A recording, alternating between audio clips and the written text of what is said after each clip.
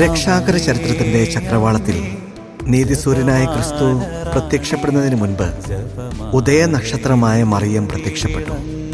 സൂര്യന്റെ ഉദയം അറിയിച്ചുകൊണ്ട് അതിനു മുൻപ് ഉദിക്കുന്ന ശുക്രനക്ഷത്രത്തെ പോലെ മറിയം മിശിഹായ്ക്ക് മുൻപേ ഭൂമിയിൽ അവതരിച്ചു. ഭൂമിയെ രക്ഷകന് വേണ്ടി ഒരുക്കുവാൻ അവൾ സ്വന്തം മനസ്സും ശരീരവും ഒരുക്കി കാത്തിരുന്നു.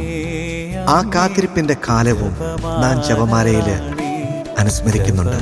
ആമേൻ. നിന്നെ വിളങ്ങുമമ്മേ